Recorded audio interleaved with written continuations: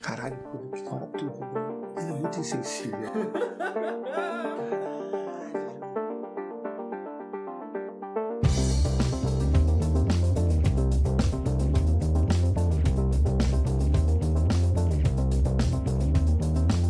Salve, Nerd Comunas! De buenas? Eu sou o Bruno. Eu sou o Jonas. E eu sou o César. E esse é o Comunas Nerd United, seu podcast de política no universo nerd. Ah, tá bom, tá legal. E aí, gente, estamos de volta aqui para mais um episódio, esse é o nosso terceiro episódio. Vocês estavam com saudade aí? Estão empolgados? Eu tava com os coração em pedaços sem ver vocês. Corações? Meu Deus, você é um alienígena comunista? Eu sou um ser... Mutante. Eu sou mutante. Sou um Klingon, tenho mais de um órgão. Genital, se for, né? E aí, César, e você, tudo certo? Ah, tudo certo, normal, tirando o tédio da quarentena, né? Mas eu acho que tá de boa, tá pronto pra conversar agora, A né? gente tava falando se tinha um recadinho aí pra galera, como é que é? Não, pessoal, é o seguinte, só pra lembrar vocês, esse podcast a gente conversa sobre política dentro do universo nerd. E não especificamente pra ficar falando de origens dos personagens e destrinchar eles. Então a gente não vai se preocupar nesse critério. O nosso critério aqui é outro. É conversar com vocês sobre a política dentro desse universo. Beleza. E, Jonas, onde os Comunas Nerd podem ouvir nosso podcast? Bom, vocês podem escutar no seu agregador aí predileto, Spotify, Google Podcast. Fiquem à vontade aí para buscar o nosso podcast e escutar, tá? No seu agregador predileto ele tá lá. E se vocês quiserem também bater um papo com a gente, pode falar com a gente pelo Twitter, no @comunasnerd. E também pode passar um e-mail pra gente também, tá? Se vocês quiserem escrever um textão aí enorme pra gente poder ler. Começando com Vamos Lá. Vamos lá, galera. Se vocês querem falar a respeito do que é ser um fã de verdade também, que aí fazer uma dissertação, pode mandar um e-mail pra gente no comunasnerd@gmail.com. Olha, só vou deixar um aviso. Se vocês mandarem um e-mail muito grande ou um tweet muito grande, eu vou passar pros outros dois pra responder, porque eu não vou.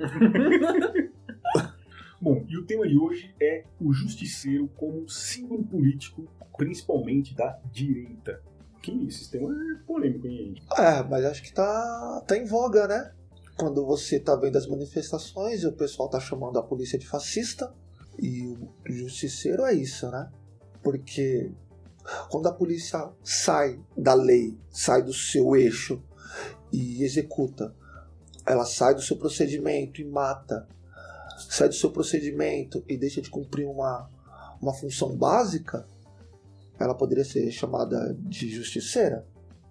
Porque se você procurar justiceiro, a palavra justiceiro no Aurélio, o pai dos burros, ele vai falar que é alguém que ocorrendo um crime, ele é tomado por um sentimento de injustiça em relação àquela ocorrência e ele decide agir à margem da lei, procurando punir os seus autores do crime, né?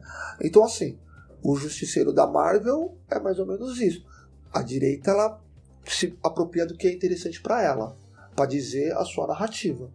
Pelo menos essa é a minha linha de visão. Quanto aos quadrinhos, assim, vocês costumaram ler hein, na adolescência, tal, as HQs do Justiceiro, ou conheceram mais pra frente, assim, uma etapa posterior? Eu comecei a ler ele quando era nas HQs do Wolverine, naquele ainda formato pequenininho que tinha, com papel de jornal. Abril Jovem? Da Abril Jovem. E ele tinha ele era sempre a história secundária do gibi do Wolverine. E aí você tinha... E na época ele tretando com o Retalho. E aí eu Curti demais esse papel de jornal. Era clássico demais aquela... Pô, acho que foi no Wolverine, na época do Wolverine, quando ele começa a enfrentar a Lady Leto. Logo depois que ele vai descobrir a verdade sobre o passado dele. Foi até um gibi muito famoso que tinha um rasgo na capa, que vendeu. Pois o gibi foi muito legal. E aí eu comecei a ler o Justiceiro lá. Foi a partir dali que eu conheci ele pelos gibis do Wolverine. Eu acho que eu também. Comecei, na verdade, com o Homem-Aranha. Eu acho que eu ia as primeiras passagens por lá. E aí depois a série, o filme também. Aqui teve um filme bem mais ou menos. Qual deles? Ele teve 3 filmes, né? Tem o do Dolph Lundgren. Que foi o primeiro. Não, esse eu nem vi, cara. Não, então, o do Dolph Lundgren. Sei lá, o nome dele travou. O Drago. O The Punisher foi de 89. Não, esse eu não vi. Cara. Então, aí teve o de 2004, que foi com o Thomas Jane como Justiceiro. Aí depois teve o Justiceiro Zona de Guerra. Por incrível que pareça, eu achei que ele era fan-made, mas na verdade não. Mas era muito bom, eu gostei, acho que de todos, eu acho que foi o Justiceiro que eu mais gostei, mas foi o que mais odiaram. Foi de 2008. É porque esse Justiceiro, ele pegou muito a história em quadrinho como base, né? E nesse... Mais fiel, pô. Mas ele não se preocupou em contar a origem, né? Ele se preocupou em contar um filme mais verossímil à realidade do Justiceiro, que até naquela época tinha uma revista chamada Zona de Guerra também. Então eu achei que ele foi melhor, mas muita gente achou que ele era muito violento, mas cá entre nós, né? O Justiceiro não vai lá pra fazer crochê, né? Bom, acho que vale a pena então a gente falar um pouco da concepção do Justiceiro e mostrar também como ele surgiu aí nos quadrinhos, depois como ele se tornou uma história independente também. O Justiceiro, né, já tomando a palavra do Bruno, porque vocês vão perceber que eu gosto de falar. É uma coisa que eles sempre falam pra mim. Né? O Justiceiro, ele nasceu como antagonista do Homem-Aranha. A primeira história em quadrinho com a qual ele apareceu foi na Amazing Spider-Man 129, em fevereiro de 1974. Quantos anos você tinha? Nossa, eu não sou bom de conta agora, já não foi. Eu vou perder a linha de pensamento, olha a gravação. Né? E o que acontece?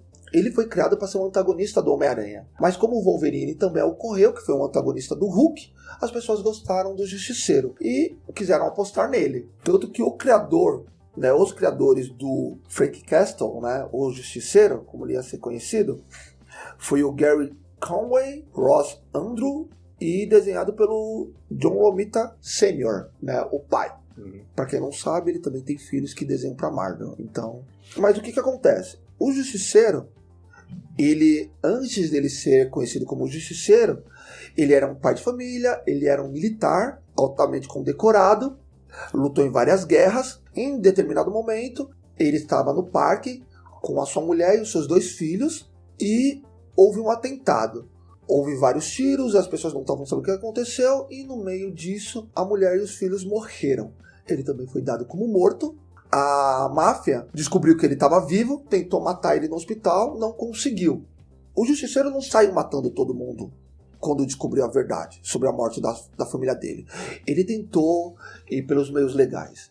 No final, a única solução com a qual ele achou foi vestir o manto que até aquele momento ele não se considerava como um justiceiro, e meteu o louco e matou todo mundo que estava no seu caminho. No meio do caminho ele criou um inimigo, né, que a gente ia conhecer no futuro, o Retalho, né, porque ele matou vários membros da organização e só deixou esse cara.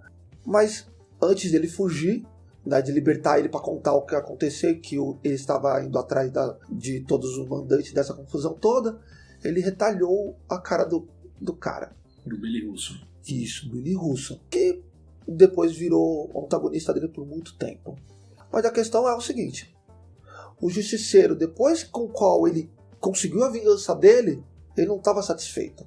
Porque tem uma hora que ele conversa com o repórter e ele fala que o Frank, esse é o nome dele, tá? O sobrenome verdadeiro dele, Castiglione. É italiano, não sei falar. Castiglione. Isso aí. Morreu no dia que a família dele morreu. A única coisa que sobrou foi o Justiceiro.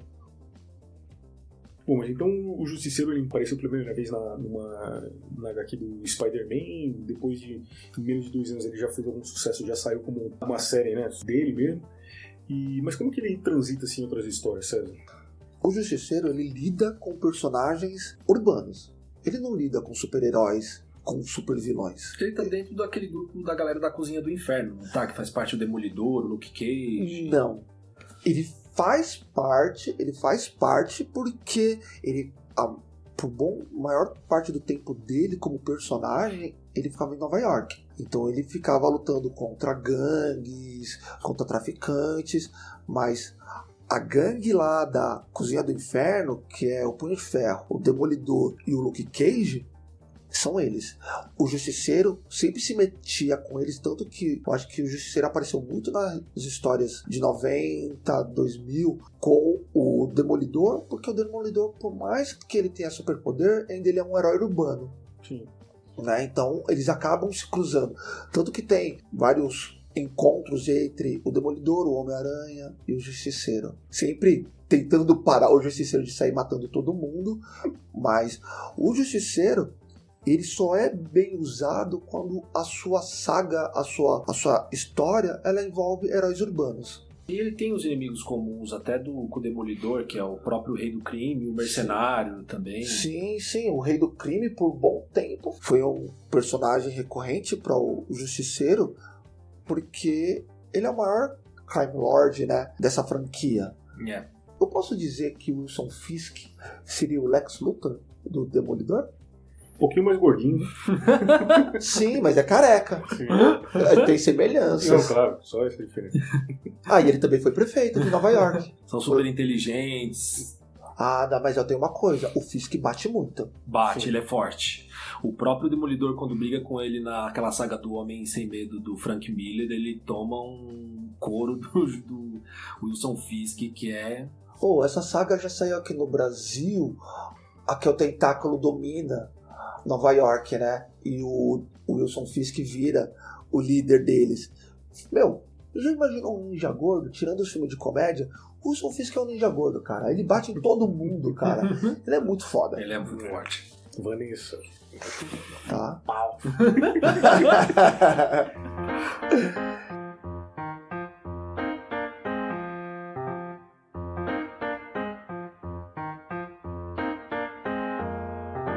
Bom, então a gente já falou do cinema, dos quadrinhos, e você disse, Jonas, que o seu primeiro contato com o Justiceiro foi justamente com os quadrinhos.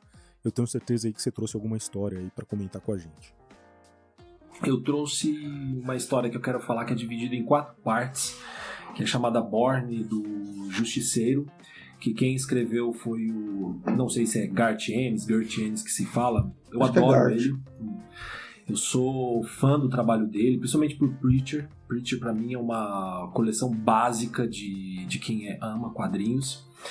E antes de contar por que eu trouxe essa história, eu quero narrar aqui só uma página, um texto que tem numa página do quadrinho, que eu acho que é de extrema importância para vocês entenderem sobre o que o Justiceiro também discute, tá? Nessa saga Borne.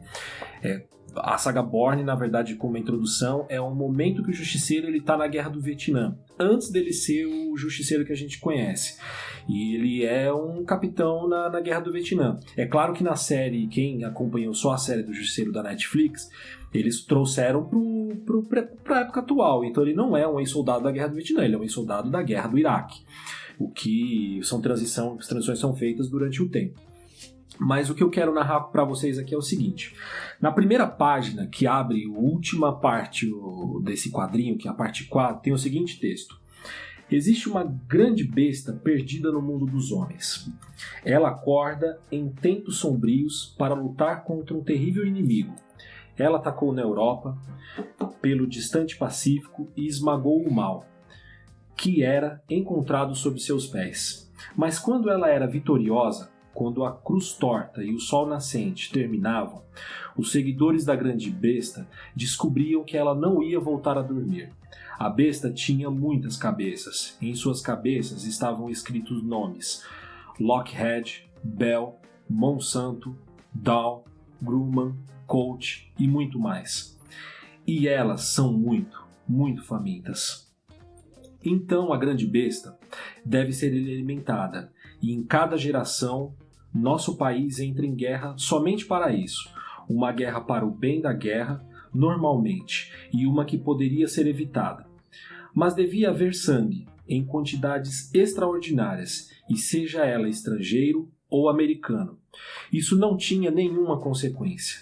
Então hoje, na base do Bally Forge, nossa vez finalmente chegou. A base Forge que ele diz aqui é uma base onde o Justiceiro ele cuidava, ele trabalhava junto com os soldados, E nesse trecho do quadrinho a gente vê um soldado com a mão no rosto em 3 partes. E quando ele tira a mão do rosto, ele perdeu os olhos, que derreteu com alguma bomba.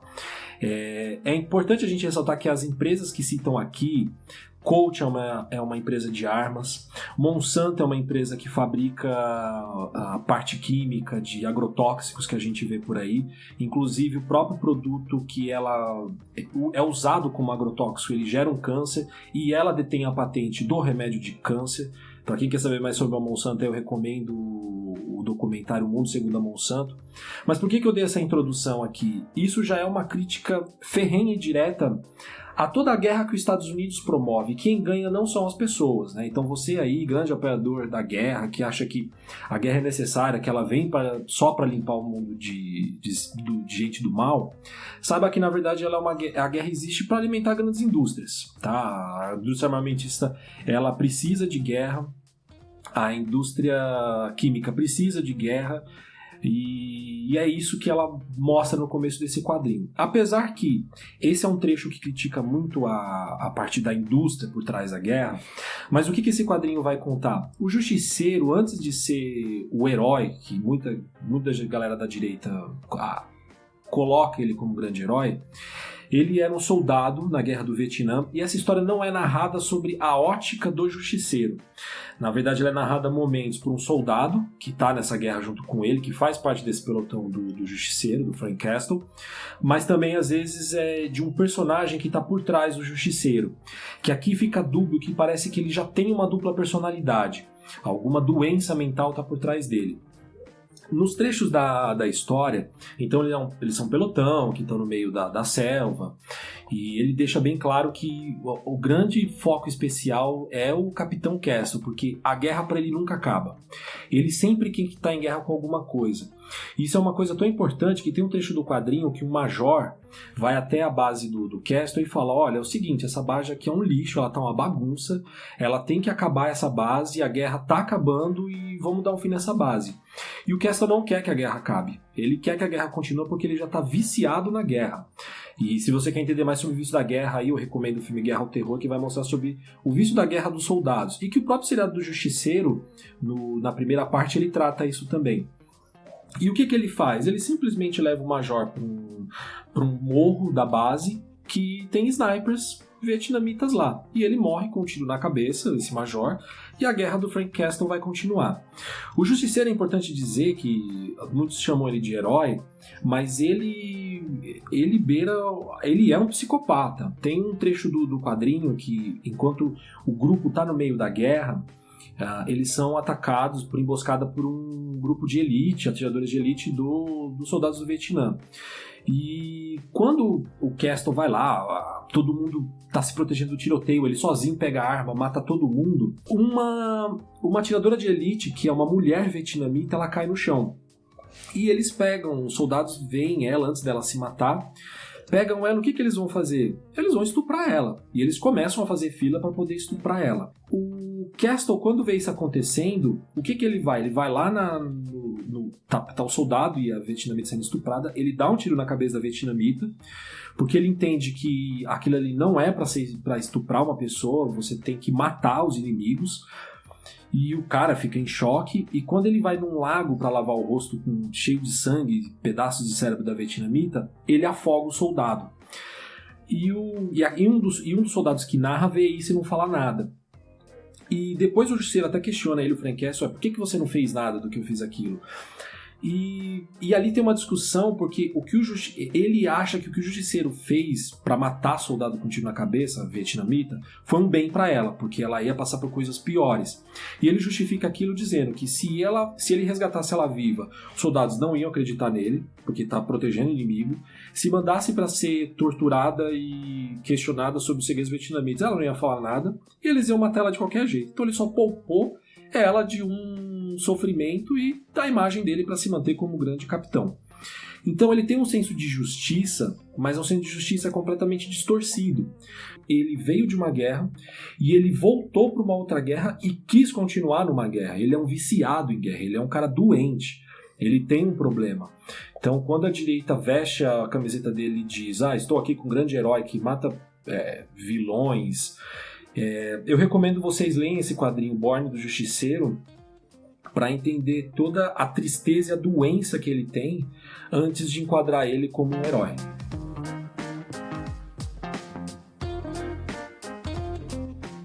Bom, eu fiz aqui um pequeno apanhado histórico, né, de como o Justiceiro veio se tornando aí um símbolo da polícia, né, e dos militares desde a sua primeira aparição.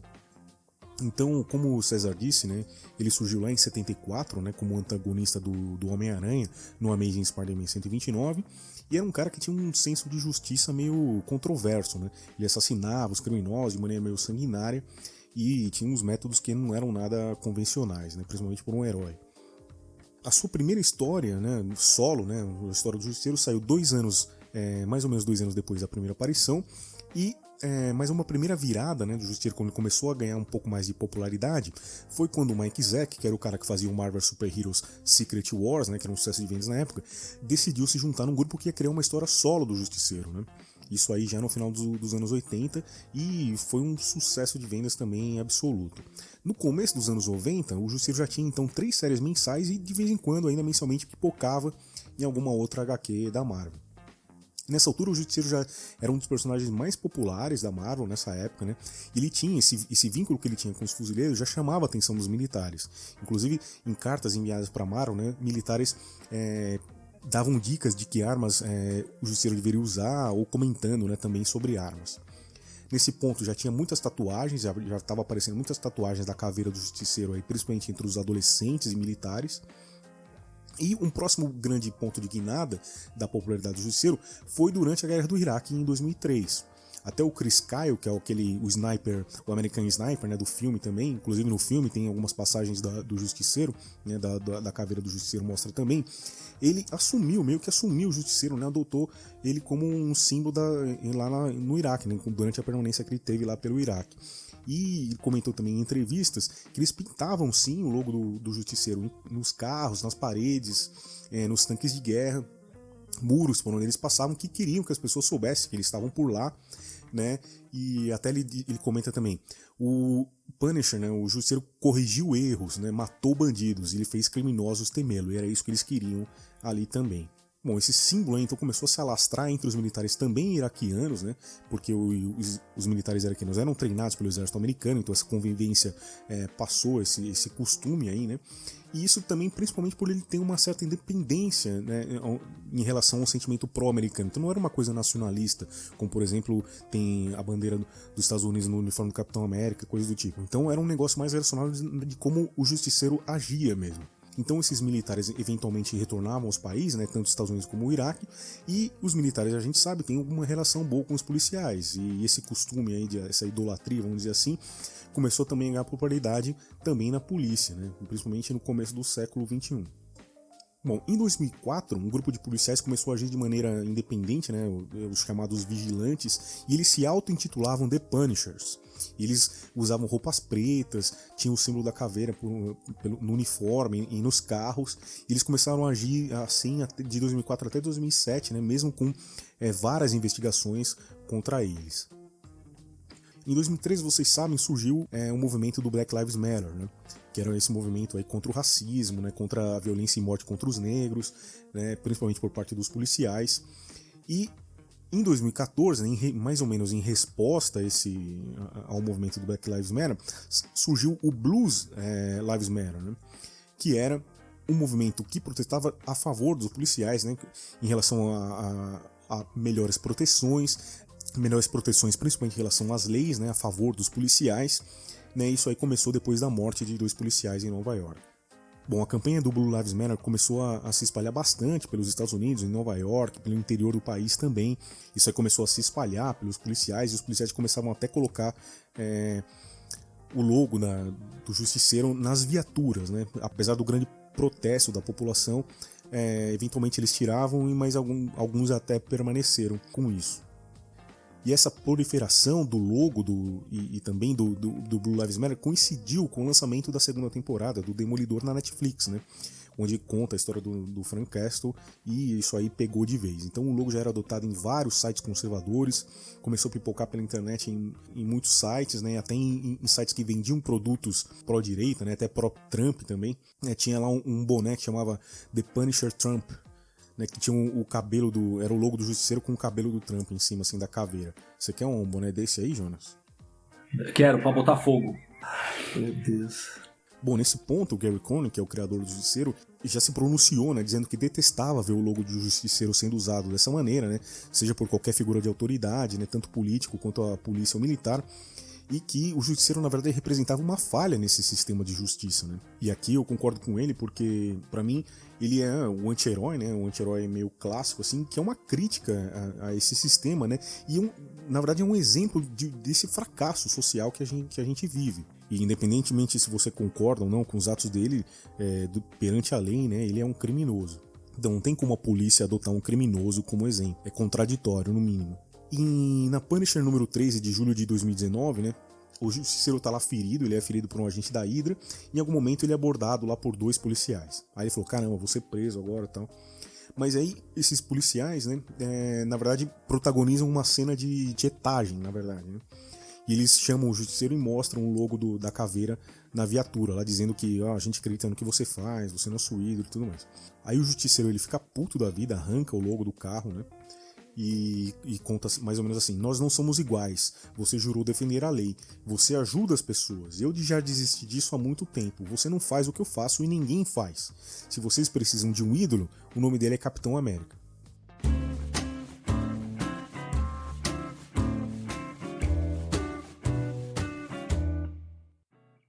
Recentemente, aqui no Brasil, acabou a saga chamada Guerra dos Reinos. A Panini, em algum momento, ela vai lançar. O Justiceiro, ele faz parte dessa saga.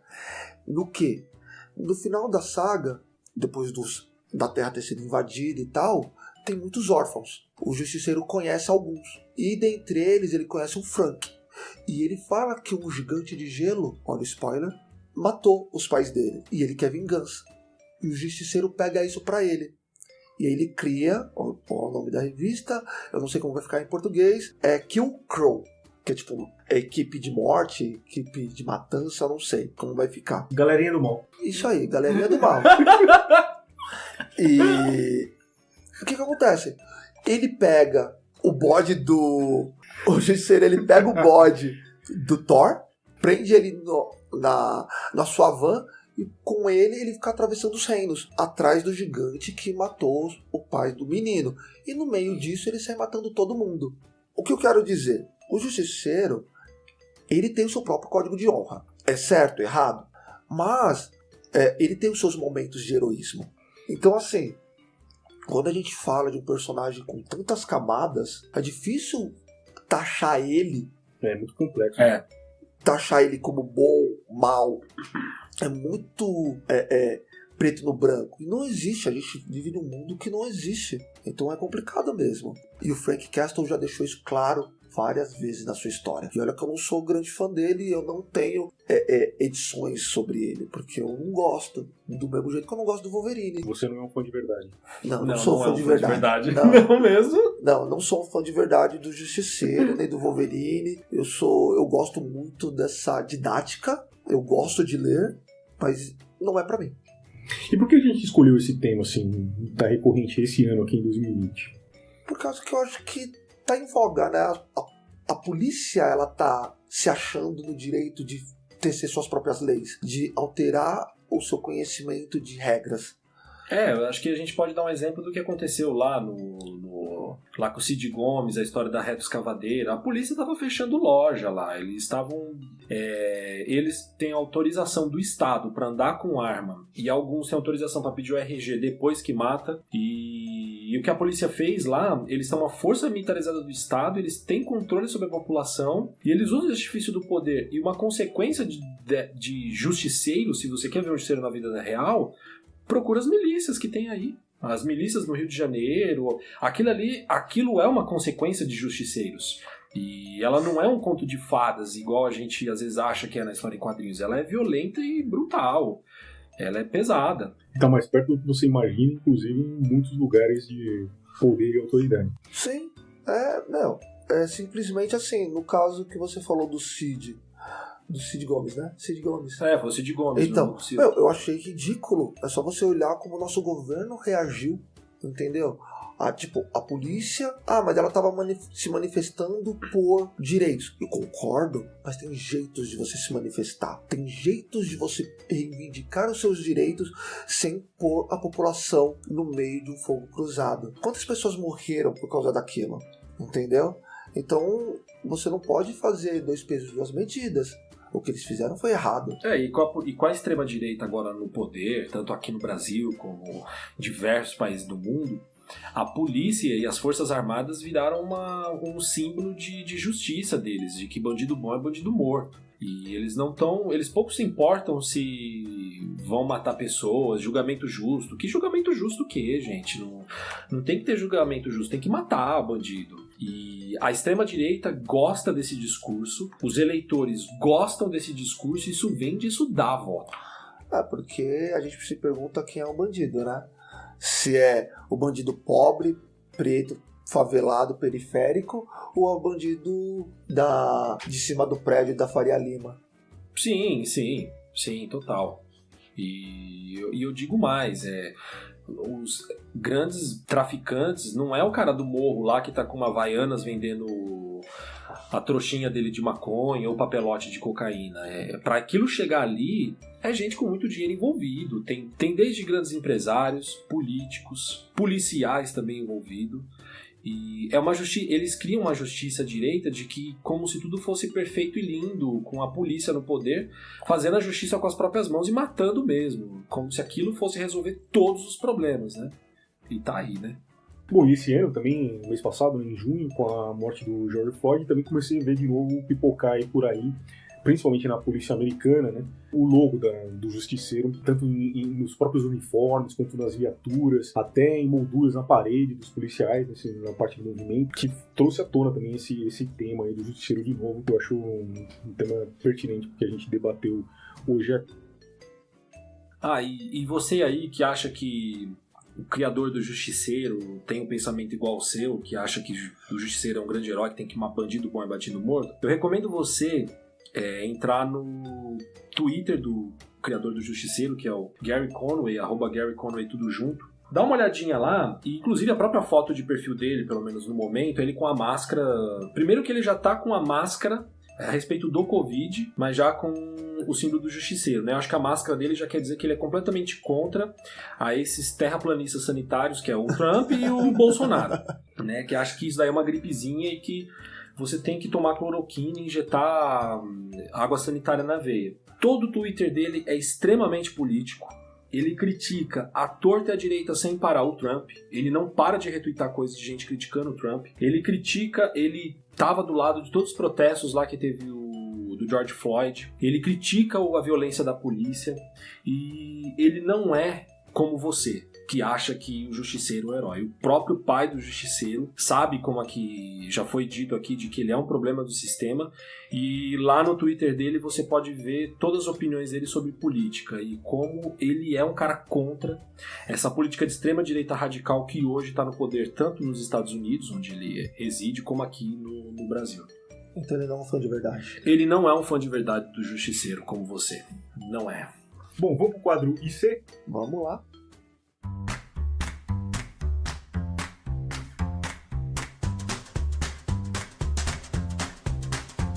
E se o Justiceiro estivesse no Brasil? Cara, a gente não precisa pensar muito. Já teve história em quadrinhos sobre isso e teve um filme sobre isso. E o nome disso se chama O Doutrinador. O Doutrinador, ele segue a mesma premissa do Justiceiro, tá? O personagem, ele perde um familiar, o filho dele, e ele era um agente da Polícia Federal, e ele decide se vingar de toda a merda que aconteceu com ele, por causa dos políticos. E ele cai em cima dos políticos brasileiros. Esse é o Justiceiro brasileiro, pelo menos pela visão de um criador bolsonarista. Eu acho que se o Justiceiro tivesse aqui no Brasil, eu acho que ele teria ele estaria perdido, porque acho que ele não ia saber quem que ele ia matar, se é o cara do morro, se é o traficante milionário que mora no Alphaville, ou se é o político em Brasília. Eu acho que ele ia ter, assim, muita gente que ele ia querer matar. Tem uma coisa no Justiceiro, pelo menos nos quadrinhos que eu li, que ele sempre tá lutando contra aqueles caras das ruas, os grandes criminosos, né? Então, o Fernandinho Beiramar, mas você pouco vê ele lutando contra a parte política, né? Indo atrás de político e matando políticos. Que o Doutrinador já mostra isso. Então eu acho que aqui o Justiceiro ia fazer também como Doutrinador, ia matar político. A única diferença, eu acho que assim, que é gigantesca entre o Doutrinador e o Justiceiro são seus criadores. Eu ia falar isso. Que um é um cara que fez uma crítica. O que eu acho? O cara criou o Justiceiro para mostrar, como já foi dito aqui, ele é um problema do sistema. E é um cara doente. Enquanto o Doutrinador criou o Doutrinador para simplesmente mostrar o lado fascistoide da direita que está hoje no poder no Brasil. Bom, alguém quer dar um recadinho final? Eu quero. Para finalizar aqui, eu quero dizer para você o seguinte. Há muito tempo atrás eu recebi um vídeo no WhatsApp de acho que eram 2 moleques andando na rua, que uma câmera de bairro pegou, e eles tinham acabado de roubar, acho que um celular. E um grupo de justiceiros de extermínio chega numa picape, para esses 2 moleques, bota os 2 de joelho e executam os 2. E eles vão embora. Eu vou falar, foi ali, acho que a primeira vez que eu vi uma imagem de um justiceiro real fazendo a justiça com as próprias mãos. Eu vou ser sincero, não é legal. Não é legal, mesmo sabendo que os 2 caras cometeram um crime, mas aquilo foi um exagero, uma loucura, né? Sendo verídica essa história do roubo do celular, pelo menos foi o que eu encontrei na época noticiando. E eu não acho que aqueles que gostam do Justiceiro, acham que ele faz um papel legal, não é uma imagem bonita de se ver e não é um bom papel para se seguir. O correto é realmente a gente fazer a justiça conforme... Respeitando alguns direitos. Respeitando alguns direitos, exato. Exatamente, é isso aí. A gente pode, esse debate sobre a gente pode ir longe, eu sei que não é tão simples assim, mas eu estou pegando só nesse texto falando sobre o justiceiro, um policial fazendo justiça com as próprias mãos. E eu deixo para você, esse é meu recado final. E querem saber do justiceiro brasileiro? Procurem sobre Cabo Bruno. Cabo Bruno, década de 80, Capão Redondo, que ninguém saia na rua, tinha toque de recolher, ele matava quem estava na rua, foi preso. E façam um Google aí, procurem sobre o Cabo Bruno, o justiceiro brasileiro da década de 80. Eu tenho mais uma coisinha pra falar, porque o Bruno tá olhando feio pra mim, o Jonas também. Então vai ser rápido, garanto. Mentira, não vai ser rápido não, porque vocês me conhecem. Pessoal, seguinte, 2 coisas. Você pegar uma arma na mão não vai fazer você mais macho, mais homem do que ninguém. Você tirar a vida de alguém é pesado, tá? Não vai ser psicólogo que vai te salvar disso. Você quer fazer a diferença? Aprenda o seu voto, aprenda o seu direito, aprenda o que você pode fazer. Tudo começa quando você vai votar. Faz toda a diferença. Vai ler, vai descobrir os seus direitos.